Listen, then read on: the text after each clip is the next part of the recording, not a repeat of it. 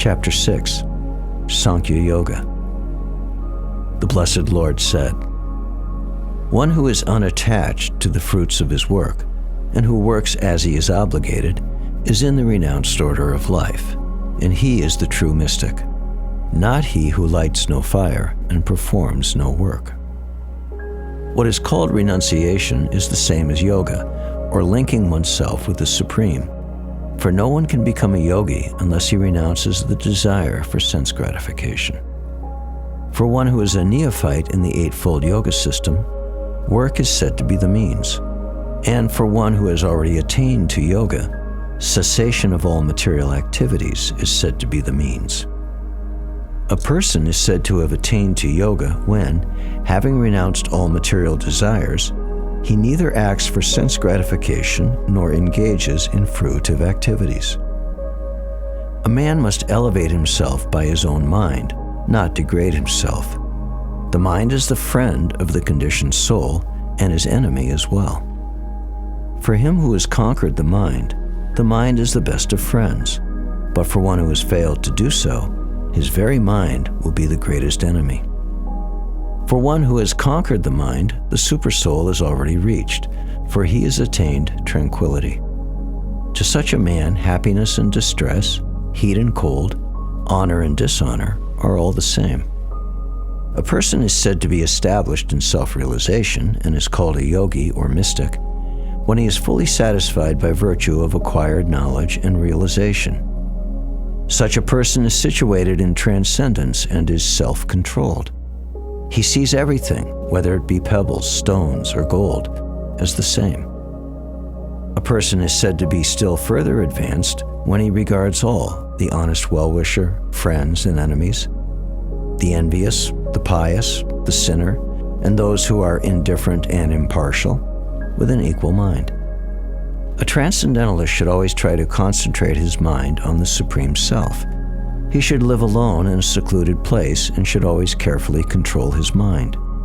He should be free from desires and feelings of possessiveness. To practice yoga, one should go to a secluded place and should lay kusha grass on the ground and then cover it with a deer skin and a soft cloth. The seat should neither be too high nor too low and should be situated in a sacred place. The yogi should then sit on it very firmly and should practice yoga by controlling the mind and the senses, purifying the heart and fixing the mind on one point. One should hold one's body, neck, and head erect in a straight line and stare steadily at the tip of the nose. Thus, with an unagitated, subdued mind, devoid of fear, completely free from sex life, one should meditate upon me within the heart and make me the ultimate goal of life. Thus, practicing control of the body, mind, and activities, the mystic transcendentalist attains to the kingdom of God, or the abode of Krishna, by cessation of material existence.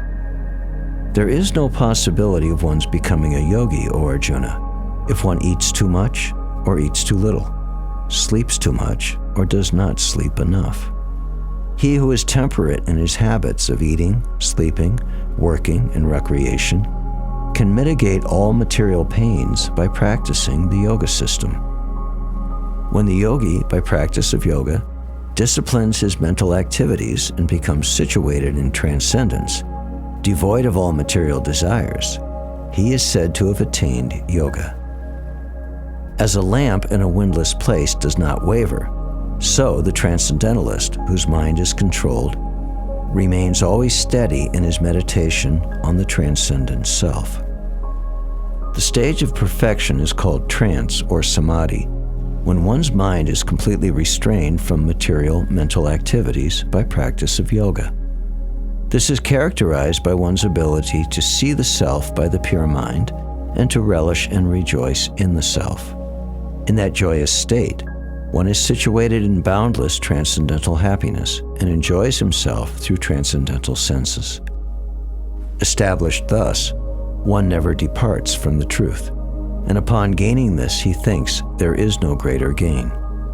Being situated in such a position, one is never shaken, even in the midst of greatest difficulty. This indeed is actual freedom from all miseries arising from material contact. One should engage oneself in the practice of yoga with undeviating determination and faith. One should abandon, without exception, all material desires born of false ego, and thus control all the senses on all sides by the mind. Gradually, step by step, with full conviction, one should become situated in trance by means of intelligence, and thus the mind should be fixed on the self alone and should think of nothing else.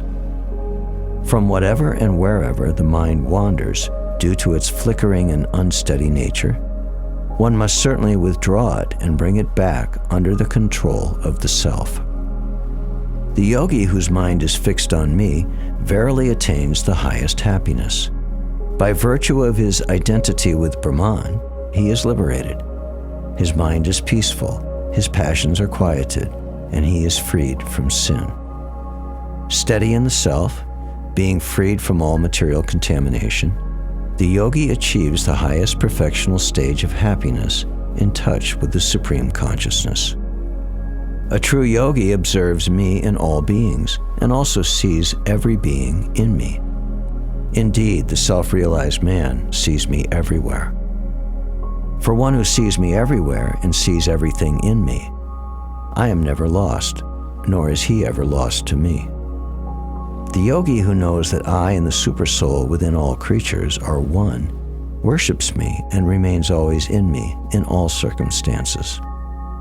He is a perfect yogi who, by comparison to his own self, sees the true equality of all beings, both in their happiness and distress, O Arjuna.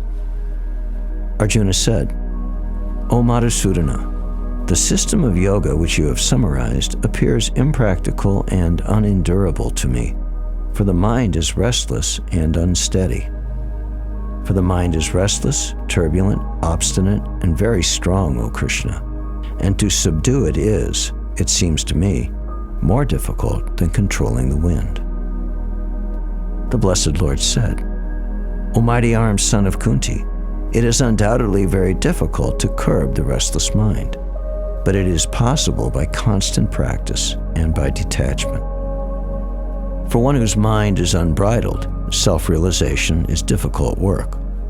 But he whose mind is controlled and who strives by right means is assured of success.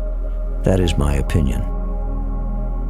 Arjuna said, What is the destination of the man of faith who does not persevere, who in the beginning takes to the process of self-realization, but who later desists due to worldly mindedness and thus does not attain perfection in mysticism?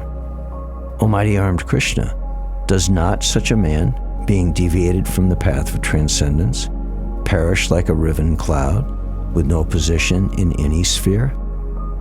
This is my doubt, O Krishna, and I ask you to dispel it completely. But for yourself, no one is to be found who can destroy this doubt. The Blessed Lord said, Son of Pritha, a transcendentalist engaged in auspicious activities does not meet with destruction either in this world or in the spiritual world. One who does good, my friend, is never overcome by evil. The unsuccessful yogi, after many, many years of enjoyment on the planets of the pious living entities, is born into a family of righteous people or into a family of rich aristocracy. Or he takes his birth in a family of transcendentalists who are surely great in wisdom. Verily, such a birth is rare in this world. On taking such a birth, he again revives the divine consciousness of his previous life, and he tries to make further progress in order to achieve complete success, O son of Kuru. By virtue of the divine consciousness of his previous life, he automatically becomes attracted to the yogic principles, even without seeking them.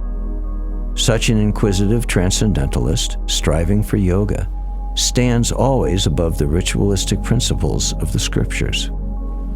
But when the yogi engages himself with sincere endeavor in making further progress, being washed of all contaminations, then ultimately, after many, many births of practice, he attains the supreme goal. A yogi is greater than the ascetic, greater than the empiricist, and greater than the fruitive worker. Therefore, O Arjuna, in all circumstances, be a yogi. And of all yogis, he who always abides in me with great faith, worshiping me in transcendental loving service, is most intimately united with me in yoga and is the highest of all.